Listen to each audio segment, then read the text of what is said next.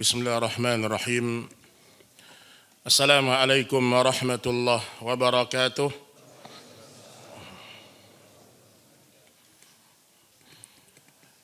Innal hamdalillah nahmaduhu wa nasta'inuhu wa nastaghfiruh wa natubu ilaih wa na'udzu billahi min shururi anfusina wa sayyiati a'malina. Man yahdihillahu fala mudilla lahu wa man yudlil fala hadiya lahu. Ashhadu an la ilaha illallah wahdahu la syarika lahu wa ashhadu anna Muhammadan abduhu wa rasuluh. Ya ayyuhalladzina amanu taqullaha haqqa tuqatih wa la tamutunna illa wa antum muslimun. Amma ba'du fa inna asdaqal hadithi kitabullah wa khairal hadi hadi Muhammadin sallallahu alaihi wasallam wa syarral umuri muhdatsatuha fa inna kulla muhdatsatin bid'ah wa kulla bid'atin dhalalah wa kulla dhalalatin finnar. Kaum muslimin dan kaum muslimat rahimani wa rahimakumullah. Alhamdulillah pada malam hari ini izin Allah Subhanahu wa taala kita bisa hadir di salah satu rumah dari rumah-rumah Allah dengan tujuan memperbarui iman kita kepada Allah. Tidak ada tempat di muka bumi ini yang bisa mendatangkan rahmat, sakinah, ketenangan lebih daripada baitun min buyutillah, rumah dari rumah-rumah Allah Subhanahu wa taala. Maka tidak ada orang yang hatinya senang menuju ke rumah Allah. Tidak ada orang yang hatinya senang beribadah di masjid kecuali Allah Subhanahu wa taala akan turunkan kepada dia rahmat. Dalam sebuah hadis yang sahih, Rasulullah sallallahu alaihi wasallam menyebutkan sebaik-baik tempat berkumpulnya seorang hamba adalah di masjidnya Allah Subhanahu wa taala. Dan Allah mengatakan wa anna ya'muru masajidallah man amana billah wal yaumil akhir. Sesungguhnya orang-orang yang memakmurkan rumah-rumah Allah itu hanyalah orang-orang yang beriman kepada Allah dan beriman kepada hari akhir. Alhamdulillah kita baru saja selesai salat ya. Dan dia merupakan kewajiban bagi setiap muslim dan muslimat, dan mudah-mudahan Allah menerima itu sebagai amal saleh untuk kita di akhirat kala. Allahumma amin. Baik Bapak Ibu sekalian rahimani wa rahimakumullah, kita lanjutkan bahasan Kitab Tauhid. Kita masuk di bab yang ke-13 atau sebagian cetakan mungkin bab 12. Yaitu termasuk kesyirikan isti'adzah kepada selain Allah Subhanahu wa taala. Apa itu isti'adzah? Meminta perlindungan. Jadi termasuk kesyirikan ketika seorang meminta perlindungan kepada selain Allah. Disebutkan di sini isti'adzah termasuk ibadah yang Allah perintahkan kepada hambanya. Dan kita selalu berulang-ulang mengatakan, kalau dia sudah menjadi sebuah ibadah, kalau sudah Allah katakan itu ibadah, dan ibadah itu definisinya apa? Perintah Allah. Secara umum, kalau Allah perintahkan sesuatu namanya apa? Ibadah. Kalau sudah ibadah, maka harus dilakukan karena Allah. Sama seperti bahasan kemarin, nazar. Kenapa tidak boleh bernazar kepada selain Allah? Karena nazar adalah ibadah. Sama seperti poin ini. Kenapa tidak boleh meminta perlindungan kepada selain Allah? Karena meminta perlindungan itu ibadah. Jadi ini poin antum harus paham dulu nih. Jadi supaya kita ini hidup, setiap kita butuh perlindungan, yang kita ingat hanya Allah, bukan yang lain. Maka disebutkan di sini, di antaranya firman Allah Subhanahu wa taala, sebelum kita masuk pada dalil yang pertama, Allah mengatakan wa imma yanzaghannaka minasyaitani nazghun fasta'id billah. Kalau syaitan memberikan was-was kepadamu, syaitan membisik-bisikkan sesuatu kepadamu, apa perintah Allah? Fasta'id billah. Maka berlindunglah kepada Allah. Kalau dapat keburukan atau ada sesuatu yang kita takuti, maka berlindunglah kepada Allah. Bukan kepada jin, bukan kepada malaikat, bukan kepada kuburnya orang-orang saleh, bukan kepada orang saleh yang sudah mati, bukan. Fasta'id billah. Berlindunglah hanya kepada Allah. Innahu huwas sami'ul alim. Sesungguhnya Allah Maha mendengar dan Maha mengetahui. Ini dalil dalam surat Fussilat ayat 36, perintah untuk berlindung hanya kepada Allah. Dan saya ulangi, karena dia perintah, dia menjadi sebuah ibadah. Juga disebutkan dalam surah Al-Falaq, dan insyaallah semua hafal ya. Qul a'udzu birabbil falaq. Qul a'udzu birabbin nas. Katakanlah, aku berlindung kepada Rabb yang menguasai waktu subuh. Katakanlah, aku berlindung kepada Rabbnya manusia. Banyak dalil-dalil yang lain menunjukkan bahwasanya kalau ingin meminta perlindungan, mintalah hanya kepada Allah.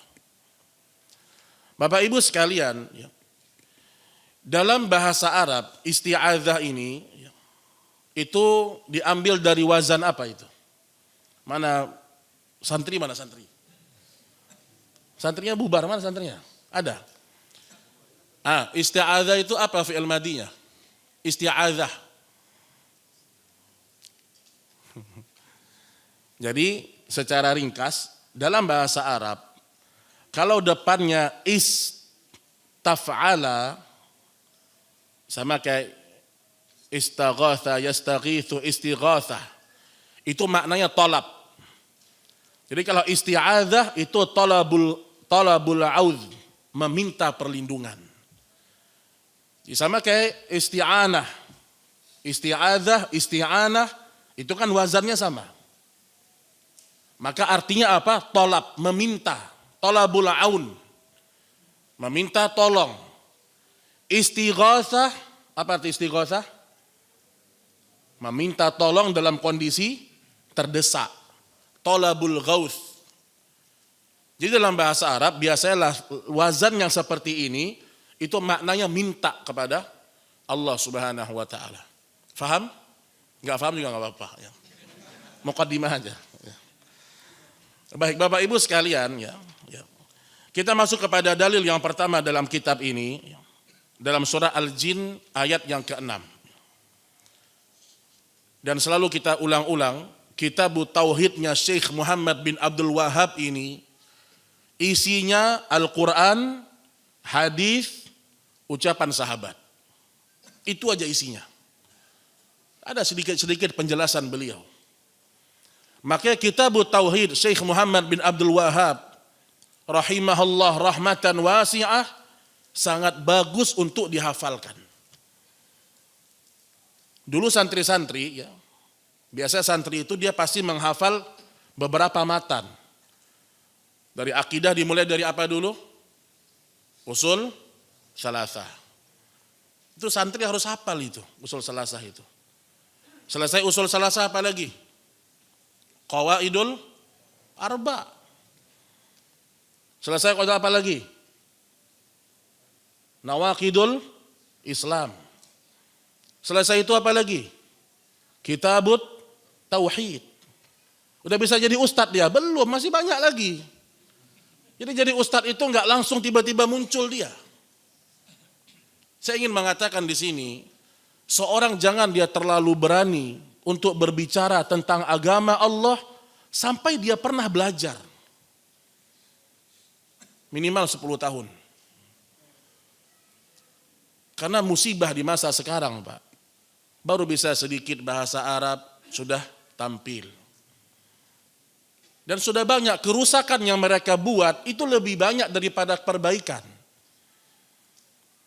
Maka saya sering mengulang-ulang ini, kenapa seorang dia harus berilmu tentang apa yang dia sampaikan. Itu baru matan akidah. Itu santri harus selesai itu. Qawaidul Arba, Usul Salasah, kitab Tauhid itu dihafalkan. Nanti ada hadis-hadis arba'in. Kemudian lanjut lagi Umdatul Ahkam. Itu harus sudah di luar kepala itu. Maksudnya hilang semua hafalannya itu. Iya, Pak. Begitu tahapan dalam menuntut ilmu, begitu. Belum lagi kitabullah, Al-Quran. Tempat kita berlindung kepada Allah dengan zikir Al-Quran. Dai, dia harus bisa baca Quran. Ingat, seorang dai harus bisa baca Quran. Harus bisa dia membedakan mana ain, mana hamzah, harus bisa. Dan dia harus berusaha menghafalkan Al-Quran. Walau tidak mesti, harus berusaha menghafal Al-Quran. Baik, kita kembali kepada bahasannya. Surat Al-Jin ayat yang ke-6. Allah Subhanahu wa taala berfirman, "Wa annahu kana rijalun minal ins ya'udzuna birijalin minal jin fazaduhum rahaqa." Dan sesungguhnya ada beberapa orang laki-laki dari kalangan manusia yang meminta perlindungan kepada laki-laki dari kalangan jin. Fazaduhum rahaqa. Ternyata jin itu malah menambahkan kesesatan untuk manusia tersebut. Ini ada kisah dalam sebuah riwayat. Jadi sudah dari dulu diceritakan di masa jahiliyah. Orang-orang jahiliyah dulu kalau mereka masuk ke sebuah lembah, mereka meminta perlindungan kepada penghuni lembah yang mereka anggap sebagai penghuni. Di sini Ustaz Yazid memberikan semacam penjelasan.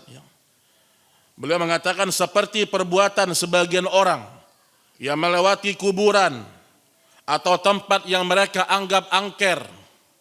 Angker atau angker? Terserah antum lah. Angker. Nah. Seraya mengatakan numpang. Itu tanpa disadari itu, Pak. Walaupun dia enggak mengatakan, wahai penghuni gunung, saya minta tolong. Dia enggak ngomong itu. Dengan dia hanya mengucapkan numpang lewat ya mbah, itu sudah minta tolong sama jin, syirik itu, Pak. Walaupun hanya sekedar klakson mobil, lewat terowongan klakson, itu sudah merupakan minta perlindungan dia kepada selain Allah. Jadi maksud saya, enggak mesti orang mengatakan saya berlindung kepada penghuni, enggak mesti. Terkadang dia tunjukkan dengan isyarat. Terkadang dia tunjukkan dengan apa? Dengan ucapan-ucapan menunjukkan dia takut lewat. Nah, ini bagian dari kesyirikan yang terjadi di masyarakat, Pak. Terjadi atau tidak? Terjadi. Jangan masuk antum dulu, izin dulu. Masya Allah. Izin sama siapa yang minta? Izin dulu. Izin dulu Ustaz, beradab Ustaz. Masya Allah. Ini kesyirikan, Pak. Ini kesyirikan. Dan di masa jahiliyah mereka telah melakukan itu. Cuman di sini yang ingin saya jelaskan, terkadang ketika seorang dia meminta perlindungan kepada jin, jin akan lindungi dia. Jadi kalau antum lihat dalam sebagian syarah Kitab Tauhid, di situ disebutkan dulu orang-orang jahiliyah dia masuk ke sebuah lembah, dia mengatakan izin, minta perlindungan kepada penghuni lembah dan mereka dilindungi. tetap statusnya itu syirik. Jadi ingat ya, kalau seorang masuk ke sebuah tempat, kemudian dia mengatakan, saya izin lewat. Kemudian setelah itu dia bermalam sehari 2 hari, ternyata tidak ada yang mengganggunya, bisa jadi memang jin itu melindungi dia. Tapi itu tetap dikatakan syirik, paham atau tidak? Kenapa? Karena termasuk kesyirikan meminta perlindungan kepada yang gaib, nggak boleh. Hanya kepada Allah Subhanahu wa ta'ala. Jadi walaupun antum aman, itu karena jin yang mungkin melindungi antum. Tapi itu syirik. Tetap tidak boleh. Tetap tidak boleh.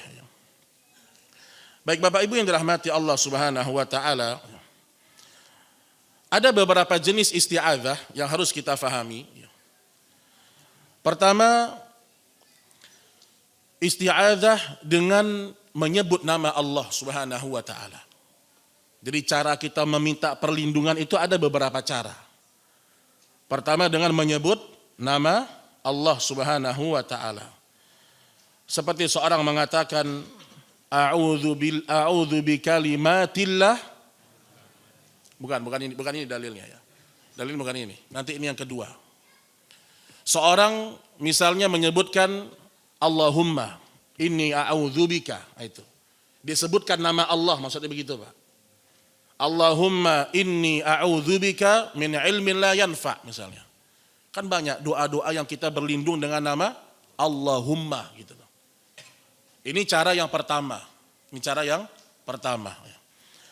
Kemudian juga ya, seorang bisa masih jenis yang pertama ini ya, dengan nama Allah, termasuk juga dengan mengucapkan Qul a'udzu birabbil falaq, itu sama. Itu termasuk dikatakan berlindung dengan nama Allah. Jenis yang kedua, seorang bisa berlindung dengan sifat yang melekat pada Allah Subhanahu wa ta'ala. Misal seorang mengatakan a'udzu bikalimatillahi tammat min syarri ma khalaq. Maka disebutkan di sini, aku berlindung kepada kalimat-kalimat Allah yang sempurna. Min syarri ma khalaq, dari kejahatan makhluk. Maka seorang ketika dia masuk ke sebuah tempat, dalam sebuah hadis disebutkan, tidaklah seorang memasuki sebuah tempat, kemudian dia membaca doa ini, niscaya Allah Subhanahu wa ta'ala akan menjaga dan melindungi dia. Antum masuk ke sebuah tempat, ya, antum khawatir ada keburukan di situ, baca ini. A'udzu bikalimatillahi tammat min syarri ma khalaq. Dan insya Allah Pak, kalau dibaca dengan keyakinan, hilang takut itu Pak. Hilang. Antum berlindung kepada zat pencipta langit dan bumi, masa nggak yakin? Ya atau tidak Pak? Jadi Imam Ibnul Qayyim mengatakan, terkadang doa kita ini, kita minta perlindungan sama Allah, dengan hati yang ragu-ragu, gak bermanfaat Pak. Ibnul Qayyim memberikan contoh dalam kitab Ad-Da' wad Dawa. Seperti seorang yang diberikan pistol, atau senjata, atau pedang. Pedangnya sudah tajam, tapi yang memainkan pedangnya gak ahli Pak. Bisa nggak pedang itu menebas musuh? Pedangnya tajam nih Pak. Tapi yang memainkannya tidak ahli. Itulah ibaratnya seorang yang berdoa, doa itu sudah mustajab harusnya. Tapi yang berdoa ragu-ragu. A'udzu bikalimatillahi tammati min syarri ma khalaq. Benar nggak nih ya? Ragu-ragu dia. Kok masih takut saya? Jangan, yakin. Sama seperti orang diberikan senjata pistol, kemudian dipegang oleh orang yang tidak bisa bermain senjata. Maslahat atau mudarat yang dia dapat? Mudarat. Nah kadang-kadang kita tuh berdoa kayak gitu. Kita berdoa di waktu yang mustajab, udah mustajab. Kita berdoa dalam kondisi dizolimi, bayangkan. Kita berdoa dengan lafaz-lafaz yang sesuai sunnah. Tapi hati kita ragu, maka Allah tidak kabulkan doa-doa kita. Makanya kata Nabi SAW, "Ud'u Allah wa antum muqinuna bil ijabah." Doa kalian sama Allah dan yakin Allah mengabulkan doa kalian. Kita harus punya keyakinan kepada Rabb kita. Harus yakin kita. Maka disinilah yang membuat dulu para sahabat tidak ada yang mereka takuti kecuali Allah Subhanahu wa ta'ala. Itu jenis yang kedua, menyebut dengan sifat-sifat Allah Subhanahu wa ta'ala. Bisa juga seorang misalnya mengucapkan a'udzu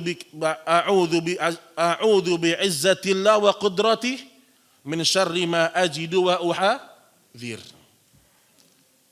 A'udzu bi'izzatillah wa qudratihi min syarri ma ajidu wa uhadzir. Itu juga termasuk isti'adzah dengan sifat-sifat Allah Subhanahu wa ta'ala yang maha mulia. Kemudian yang ketiga, seorang memohon perlindungan kepada orang mati atau orang yang hidup yang tidak hadir di hadapannya, ini termasuk syirik. Jadi ini jenis-jenis isti'adzah ya. Tadi yang dua di atas itu disyariatkan. Yang nomor 3 ini termasuk syirik. Mohon perlindungan kepada orang mati atau orang yang hidup yang tidak ada di hadapannya. Atau seorang yang tidak mampu memberikan perlindungan. Ini termasuk syirik akbar. Minta tolong sama orang mati. Datang ke kuburnya minta tolong. Orang yang sudah mati, dia nggak bisa memberikan maslahat dan mudarat sama kita. Maka termasuk tidak boleh curhat-curhat di kuburan. Nggak boleh, Pak. Ibu-ibu kalau suaminya meninggal, datang ke kuburan, kemudian curhat. Abi, Umi sendiri sekarang. Masya Allah. Umi sedih. Ngapain ngomong seperti itu, Pak? Ini semua apa ya? Kurangnya rasa bergantungkan diri kepada Allah kurang, Pak. Maka wanita, para ulama sebagian mengatakan kalau dia tidak kuat kondisi hatinya, dia nggak boleh ziarah kubur. Kata Nabi SAW, la'anallah zairatil kubur. Allah melaknat wanita-wanita yang suka berziarah kubur. Nabi SAW mengatakan arba'un min ummati. Ada 4 kondisi umatku yang selalu melakukan tradisi jahiliyah. Salah satunya adalah niyahah, meratap.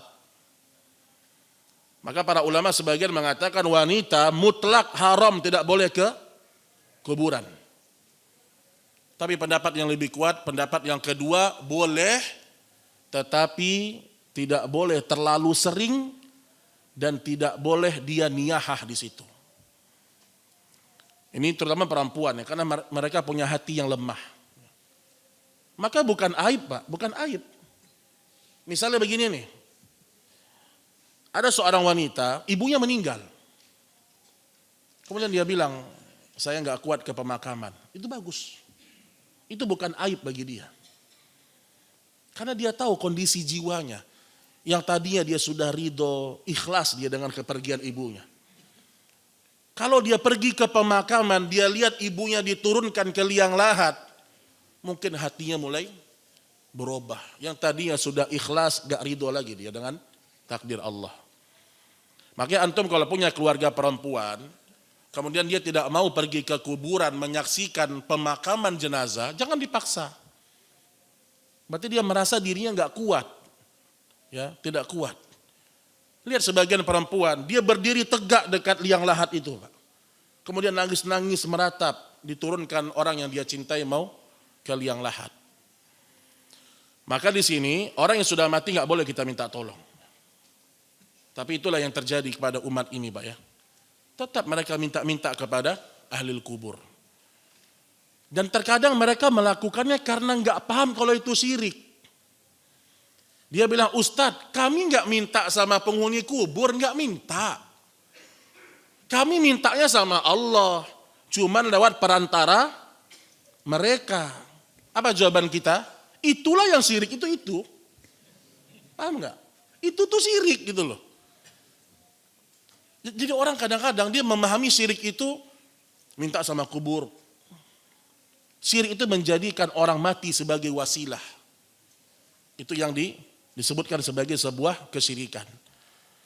Antum melihat di masa Nabi, ketika Nabi sudah meninggal dunia, terjadi banyak permasalahan di tengah-tengah para sahabat. Terjadi banyak peperangan. Tapi tidak ada satupun sahabat datang ke kuburnya Nabi minta, nggak ada, Pak. Tidak ada. Makanya di sini dipertegas meminta kepada orang mati itu adalah kesyirikan. Termasuk juga meminta kepada orang yang tidak mampu mewujudkan perlindungan. Apa contohnya misalnya? Sebagian orang ya minta perlindungan kepada dukun. Dukun ini nggak mampu mendatangkan pertolongan sebenarnya. Jadi kalau kita minta tolong sesuatu di luar kemampuan manusia, itu juga syirik. Itu juga syirik. Kita kehilangan mobil. Kita pergi ke orang atau ke dukun. Kata dukun, bentar, saya punya CCTV sendiri kata dia. Mobil kamu di situ tuh, sini nih. Itu kan di luar kemampuan dia, Pak. Atau ada hujan lebat, kemudian dipanggil orang untuk menghentikan hujan. Menghentikan ya, bukan menurunkan, menghentikan. Nggak mampu dia. Maka saat itu termasuk syirik. Kita perlu diingat. Jadi kita jangan minta tolong sama orang di luar kemampuan. Itu bisa jadi syirik. Itu bisa jadi syirik. Contoh sederhana, seorang datang kepada seorang ustadz. Dan dia menganggap kalau ustadz ini yang menasehati anak saya pasti dapat hidayah. Ini juga keyakinan tipis-tipis syirik, nggak boleh, Pak. Ustadz nggak bisa ngasih hidayah, nggak bisa. Jadi intinya, orang itu masih hidup, kita minta tolong di luar kemampuan manusia termasuk syirik. Yang keempat, memohon perlindungan kepada selain Allah boleh selama makhluk itu atau orang tersebut mampu melakukannya. Jadi kalau kita simpulkan, tidak semua berlindung kepada selain Allah itu syirik, enggak. Kita boleh berlindung kepada makhluk, tetap utamanya Allah, selama makhluk itu bisa memberikan manfaat sama kita. Dalilnya apa, Pak? Dalilnya ketika Nabi Shallallahu Alaihi Wasallam meminta perlindungan kepada Mut'im bin Adi. Siapa Mut'im bin Adi ini? Kafir. Nabi dari Taif, karena dakwahnya tidak diterima, dilempar batu dan seterusnya, Nabi mau pulang ke Mekah. Tapi Nabi takut di tengah perjalanan mungkin akan dijegat dan seterusnya. Maka Nabi minta perlindungan kepada Mut'im bin Adi. Dan Mut'im bin Adi mengawal Nabi, Pak. Beserta anak-anaknya sampai di kota Mekah depan Ka'bah. Kenapa? Beliau mampu melakukan. Sampai kata Nabi SAW, "Lau kana Mut'im ibn Adi hayyan, thumma kallamani la taraktumuhum." Atau kama qala. Setelah terjadi perang Badar, kan banyak orang musyrik yang ditangkap, ditawan, ya atau tidak? Ditawan. Apa kata Nabi? Kalau Mut'im bin Adi masih hidup sekarang, karena beliau sudah wafat setelah perang Badar ya. Setelah perang Badar kata Nabi apa? Kalau Mut'im bin Adi masih hidup sekarang, thumma kallamani, kemudian dia ngomong sama saya, supaya saya membebaskan sebagian orang-orang musyrik, saya akan lakukan. Ini pelajaran, Pak. Mut'im bin Adi itu orang kafir loh. Tapi dia punya jasa sama Nabi. Nabi nggak melupakan jasanya. Walaupun kafir. Apalagi mukmin. Jadi pelajarannya dua di sini. Pelajaran yang pertama, Nabi minta perlindungan kepada Mut'im. Dan Mut'im mampu melakukan berarti hukumnya boleh. Antum melakukan perjalanan jauh, antum minta tolong ada orang yang mungkin bisa menjaga antum misalnya, minta tolong dikawal sama polisi, itu boleh, itu enggak syirik, Pak. Jadi kita ini belajar tauhid dengan asas ahlu sunnah, bukan orang sufi. Karena sebagian orang gitu juga belajar, meminta perlindungan kepada selain Allah syirik. Jadi minta tolong sama orang itu syirik, ini enggak gitu. Takut kepada selain Allah itu syirik. Kalau takut sama singa itu syirik. Ini bukan asas ahlu sunnah ini, Pak. Ahlu sunnah bikin batasan. Ada rasa takut yang tobi'i, yang memang kodratnya manusia, kita pasti takut sama binatang buas. Ada rasa takut yang tercela. Nah, sama seperti ini. Ya. Dan pelajaran yang kedua, kita harus ingat dengan jasa orang, ikhwan. Nabi saja menghargai jasanya seorang Mut'im bin Adi, karena dia pernah menemani Nabi, menjaga Nabi dari Taif ke Mekah. Sampai Nabi mengatakan, kalau dia hidup sekarang, kemudian dia memintaku membebaskan sebagian tawanan, aku lakukan. Subhanallah, akhlak ikhwan. Ini akhlak Rasulul Amin. Ya. Ini akhlak Nabi kita Sallallahu Alaihi Wasallam. Apalagi mukmin yang punya jasa sama kita. Jangan kita lupa. Mungkin dulu ada orang yang nolong kita, kita ingat jasa dia. Jasa kita jangan diingat.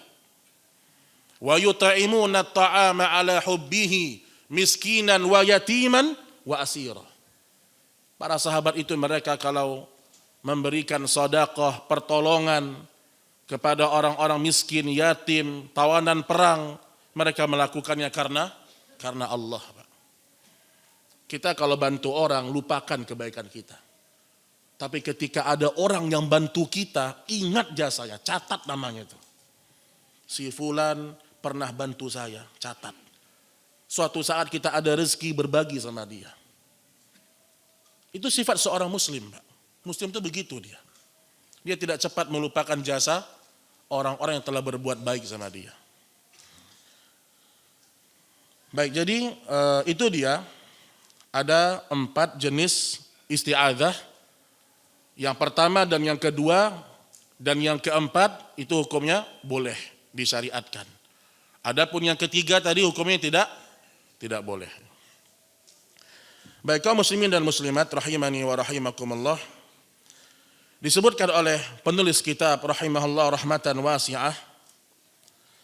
Dahulu orang-orang jahiliyah mereka berlindung kepada selain Allah. Justru perbuatan mereka menambah rasa takut sendiri dan menjadikan jin bertambah sombong kepada mereka. Ini efek dari berlindung kepada selain Allah. Kalau bahasa saya, kalau kita minta perlindungan kepada selain Allah, Allah akan menelantarkan kita. Kan begitu dalam hadisnya. Orang yang melakukan kesyirikan, Allah tinggalkan dia bersama kesyirikannya itu. Kita ini hidup, kalau minta perlindungan, hati kita kepada makhluk, Allah akan telantarkan kita. Dan Allah akan membuat kita butuh kepada makhluk itu. Maka orang yang belajar tauhid, itu orang yang paling membutuhkan rahmat dan kasih sayang Allah. Ini baru masalah isti'adzah. Dan jin, kalau kita semakin takut, dia semakin sombong. Oh, takut dia sama saya, semakin dia sombong. Maka di sini kita tidak boleh ada rasa takut kalau sudah kita berlindung kepada Allah Subhanahu wa taala. Baik, kemudian ma'asyiral muslimin, dalil yang kedua. Dalam bab ini hanya ada 2 dalil, ya. Dalil dari Khawlah binti Hakim radhiyallahu anha. Siapa Khawlah binti Hakim ini? Khawlah binti Hakim dia dipanggil dengan Ummu Syarik. Ummu Syarik.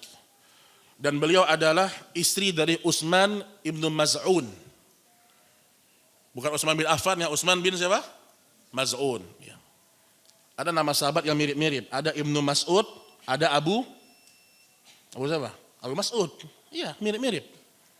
Ada Utsman bin Affan, ada Utsman bin Maz'un.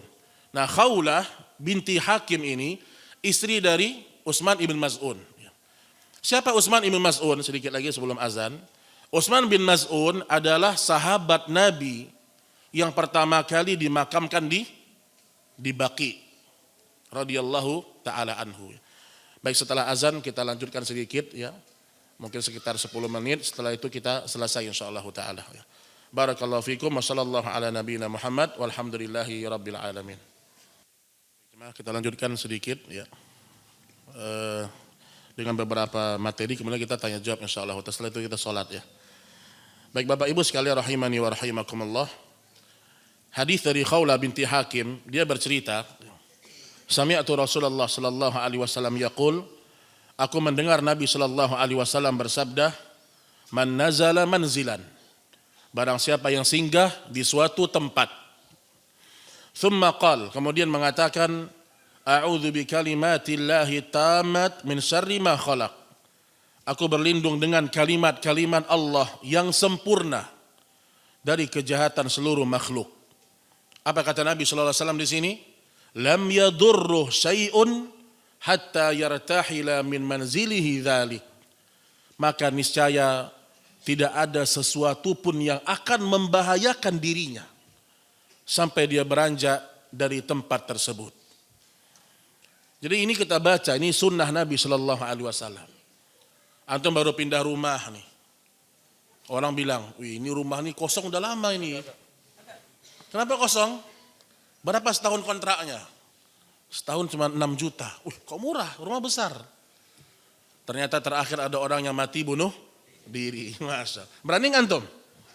Hah? Ini baca doa ini nih. Ini doanya ini. Mukmin tidak penakut. Kita tidak takabur, Pak. Beda takabur dengan yakin beda. Saya minta kepada zat yang maha tinggi, maha kuasa atas segala sesuatu. Masa kita takut? Baca doa ini. A'udzu bikalimatillahi tammat min syarri ma khalaq. Maka niscaya tidak ada yang bisa mengganggu dan membahayakan orang tersebut. Dan para ulama di antara Syekh bin Baz rahimahullah mengatakan kalimat ini secara khusus dibaca kalau kita singgah di satu tempat. Antum misalnya nginap di satu tempat atau safar kemudian singgah di satu tempat, baca ini. Atau bisa juga dibaca dalam kondisi-kondisi kita merasa ada kekhawatiran, baca doa ini. Baik Bapak Ibu sekalian, ada satu riwayat ya. Lihat bagaimana beraninya Nabi dengan jin. Dalam hadis riwayat Imam Muslim ya, dari Abu Darda radhiyallahu taala anhu, qama Rasulullah sallallahu alaihi wasallam fasami'na yaqulu a'udzu billahi minka.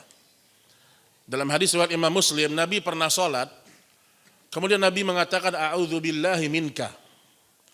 Dalam riwayat Bukhari disebutkan ya, ada seorang jin ifrit dari kalangan jin, dia memutuskan salat Nabi, ingin memutuskan salat Nabi, ingin mengganggu Nabi sallallahu alaihi wasallam. Dalam riwayat itu disebutkan, maka Nabi sallallahu alaihi wasallam pun berlindung kepada Allah Subhanahu wa taala, kemudian Nabi mencekek lehernya, Pak. Leher jin, Pak, ifrit. Setelah Nabi cekek, apa kata Nabi sallallahu alaihi wasallam? Rabbi habli, kata Nabi sallallahu alaihi wasallam, qad dzakartu da'wata akhi Sulaiman. Aku sangat ingin jin ini aku pasang di tiang-tiang masjid di kota Madinah, kemudian anak-anak mempermainkan jin ini. Tapi tiba-tiba aku mengingat saudaraku Sulaiman, dia pernah meminta kepada Allah agar diberikan kekuasaan yang tidak ada yang lebih besar setelah dirinya. Jadi kata para ulama, syariat Nabi Muhammad dengan Nabi Sulaiman berbeda. Nabi Sulaiman, pelayan-pelayannya jin, ya atau tidak? Karena syariat Nabi Sulaiman dibolehkan berinteraksi dengan jin. Jin tunduk kepada Sulaiman, Pak. Maka Nabi Sulaiman pernah doa sama Allah, ya Allah, Rabbi habli mulkan la yanbaghi li ahadin min ba'di. Ya Allah, berikan aku sebuah kekuasaan menguasai jin dan semuanya yang tidak ada yang bisa mengalahkanku setelah aku. Hanya aku aja yang boleh. Apa kata Nabi? Aku ingat saudaraku Sulaiman pernah doa seperti itu. Kalau tidak, aku akan mengikat jin ifrit ini di tiang Masjid Nabawi, kemudian dimainkan oleh anak-anak kecil. Subhanallah. Nabi tidak ada takut sama jin. Malah untuk permainan anak-anak kecil. Tapi syariat Nabi Muhammad beda dengan syariat Nabi Sulaiman. Makanya kita tidak boleh berinteraksi dengan jin, tidak boleh. Makanya sering Pak, jimat-jimat itu apa namanya? Zikir Sulaiman. Kan sering begitu. Ini baca nih, ini doanya zikir Sulaiman. Syariat Nabi Sulaiman beda dengan syariat kita. Itu perlu dipahami dengan baik. Ya. Itu perlu dipahami. Baik Bapak Ibu yang dirahmati Allah Subhanahu wa taala, ini dia dua dalil yang bisa kita sampaikan pada pertemuan kali ini. Dan ke depan kita akan membahas berkaitan dengan istighatsah. Ada tiga itu, isti'adzah, istighatsah, dan isti'anah. Yang masing-masing memiliki makna-makna yang berbeda. Baik, wallahu ta'ala a'lam bissawab. Kalau ada pertanyaan sebelum kita sholat isya, dipersilahkan jemaah. Biasanya habis isya kita kajian, tapi saya ada keperluannya. Jadi kita lebih cepat sedikit lah. Ini ada pertanyaan ini. Ustadz, apakah makna kalimat bunuhlah rasa memiliki? Apa maksudnya ini? Apa ini? Assalamualaikum Ustadz, apakah makna kalimat bunuhlah rasa memiliki? Syukran. Ini benar kan? Coba antum baca. Antum takwil kan coba. Benar nggak bunuhlah? Iya kan? Wallahu a'lam, Anda nggak paham pertanyaannya ya. Bunuhlah rasa memiliki. Iya. Kalau saya tidak salah paham, mungkin maksud dia, kita nggak boleh ada perasaan memiliki itu mungkin. Semua milik Allah, semua ini, itu mungkin itu maksudnya. Apakah kalimatnya benar atau tidak ya? Ya sebenarnya kurang tepat kalau bunuhlah rasa memiliki ya. Intinya semua yang ada pada diri kita titipan Allah, Pak. Kita kalau dititipkan barang, boleh nggak kita robah-robah barang itu? Nggak boleh. Makanya Nabi melaknat, Allah melaknat orang-orang yang merubah fisiknya. Allah titipkan kita wajah kayak gitu. Allah titipkan kita tangan seperti ini, alis seperti ini, mata seperti ini, hidung seperti ini. Itu titipan Allah, Pak. Allah akan minta setelah kita wafat, akan dikembalikan kita kepada Allah. Tiba-tiba dirubah-rubah sama kita. Maka Allah akan murka dengan orang-orang yang kayak gitu. Sama kayak antum dititipkan motor, tiba-tiba ketika pemiliknya mau ngambil, kok berubah motornya? Marah nggak dia, Pak? Marah. Dan pasti ciptaannya Allah tidak akan pernah dikalahkan oleh ciptaannya makhluk. Nggak bisa. Hidung yang antum punya sekarang itulah hidung yang terbaik untuk antum. Itu hidung terbaik yang antum punya itu. Dengan segala hikmahnya Allah. Kenapa hidung saya nggak mancung? Kenapa saya mancung ke dalam? Udah terima aja, Pak. Antum punya hidung seperti ini, alhamdulillah. Mungkin kalau antum terlalu ganteng, antum terfitnah dengan perempuan, bisa aja. Dengan antum punya, ya ganteng juga, tapi kan bertingkat-tingkat ganteng itu kan. Sama kayak perempuan begitu juga. Semua perempuan cantik, semua laki-laki tampan, sempurna. Tapi orang berjenjang-jenjang dalam hal tersebut. Intinya jangan kita merasa memiliki ya. Ustadz, bagaimana cara anak mengetahui orang tuanya pernah melakukan kesyirikan hingga akhir hayat orang tua masih memiliki jimat? Apa yang harus dilakukan anaknya yang masih hidup? Kalau orang tuanya masih hidup, maka dia dakwahkan semampunya. Semampunya. Kalau seandainya orang tua terima, alhamdulillah. Karena ada orang lebih hebat daripada antum, lebih bersih hatinya daripada kita, Pak. Allah tidak berikan hidayah kepada keluarganya. Jadi bangun keyakinan, tugas saya hanya menasihati orang tua. Kalau orang tua saya tidak mau, tugas saya selesai. Wa huwa a'lamu bil muhtadin. Allah yang paling tahu siapa yang pantas dapat hidayah. Makanya hati-hati dari ucapan kita tidak menghargai Allah, Pak. Misalnya kita punya orang tua, kemudian meninggal dalam kondisi tidak bertauhid misalnya. Terus kita salahkan Allah. Pada orang tua saya baik, kok Allah nggak kasih hidayah? Wa huwa a'lamu bil muhtadin. Allah lebih tahu tentang orang tua kita. Kenapa dia nggak mendapatkan hidayah? Maka cintai Allah lebih daripada segala-galanya. Itu paling penting ini. Ya. Jadi tugas kita dakwahkan, doakan. Berhasil alhamdulillah, enggak berhasil kita ingat ada orang yang lebih soleh daripada kita, doanya tidak atau hidayah enggak sampai juga kepada keluarganya. Ustadz izin bertanya, amalan-amalan apa saja yang sangat merugikan di saat bulan Ramadan? Oh ini banyak bahasannya nih. Kalau dalam sebuah hadis yang sahih Nabi mengatakan man lam yada qaulaz zur, ini paling penting. Wala amala bihi falaisa lillahi haja ayyada ta'amahu wa syarabah. Allah tidak butuh dengan puasa orang yang berdusta. Ini salah satu perusak ibadah puasa, dusta. Man lam yada qaulaz zur, persaksian palsu, dusta. Kalau disebut apa saja perusak ibadah Ramadan, salah satunya dusta. Dan maksiat-maksiat yang lain. Panjang betul, Masya Allah. Izin bertanya, Ustadz, saya punya nenek orang Jawa. Ia sampai saat ini masih bergelut dengan sesajen. Semoga Allah kasih hidayah. Bedanya sekarang tidak memakai menyan. Saya lihat ia kalau menyajikan sajen sambil membaca surat-surat pendek. Sambil berbicara sendiri. Oh biasa sekarang pakai ayat-ayat Quran gitu Pak ya. Bagaimana Ustadz cara menasihati nenek saya dengan masih memeluk keyakinan itu? Walaupun ibadahnya yang saya lihat ia rajin. Anak-anaknya pun tidak ada yang memberitahukannya. Pertama, kalau anaknya berilmu, dia tidak memberitahukannya, dia anak durhaka Pak.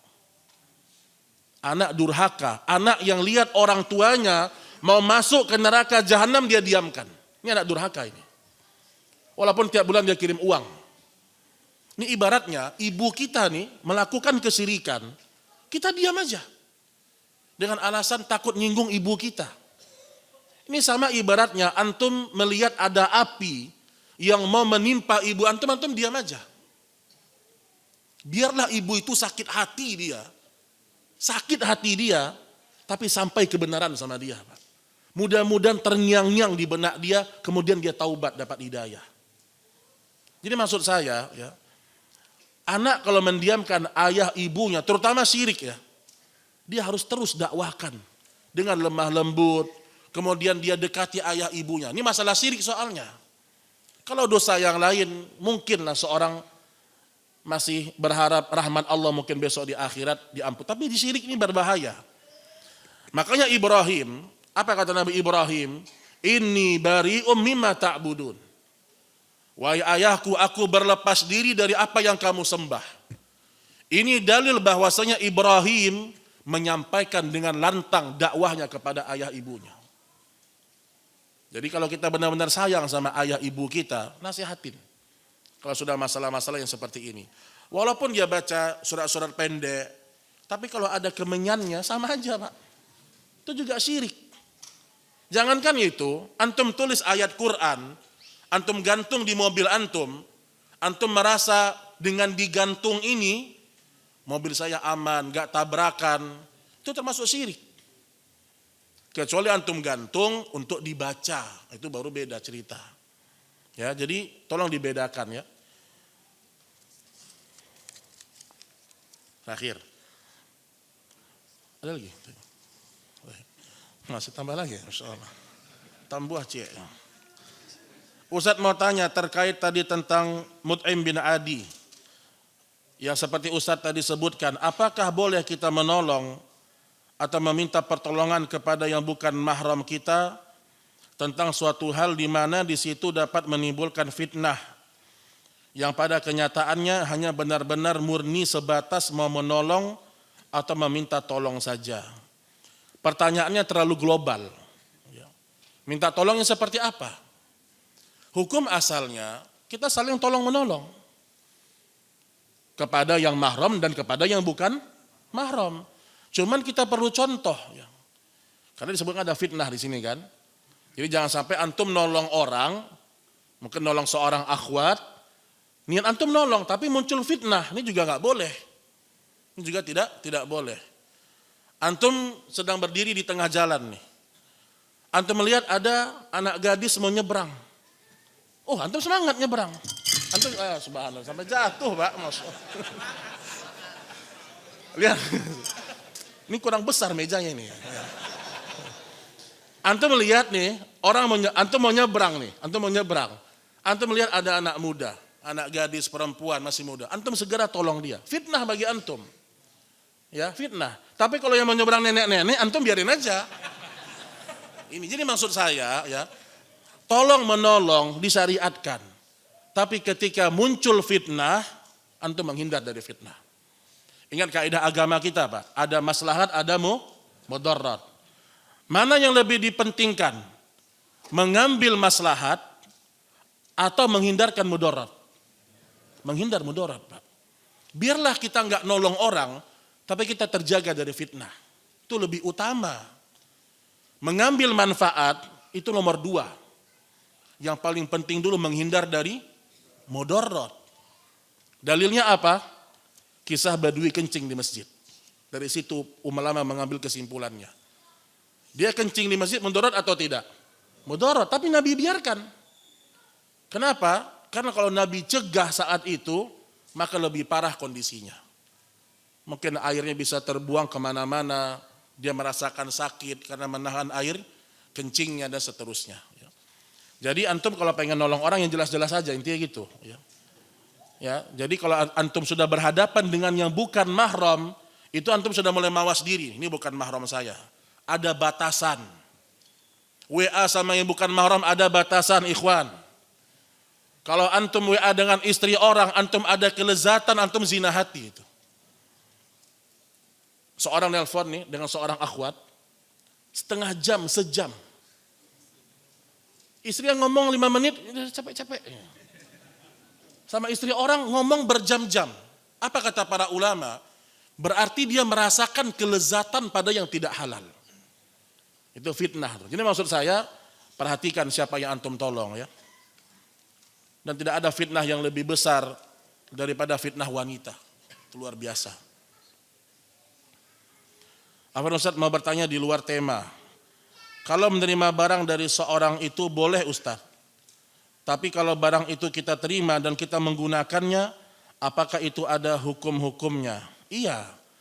Istijar itu barang titipan ya. Kalau kita dititipkan barang, kita harus amanah. Kalau dia cuma nitip barang, berarti tugas kita menjaga. Makanya perjelas, orang nitip sama antum nih motor nih. Tanya dulu, boleh nggak Anda pakai? Boleh, nggak apa-apa, itu boleh. Kalau antum tidak ada ucapan itu, ya, maka antum tidak boleh menggunakannya. Antum tidak boleh menggunakannya. Ya wallahu ta'ala a'lam bis-shawab. Ini yang bisa kita sampaikan pada pertemuan ini. Mudah-mudahan Allah subhanahu wa ta'ala menambahkan keimanan kita. Kita hanya berlindung kepada zat yang maha kuasa.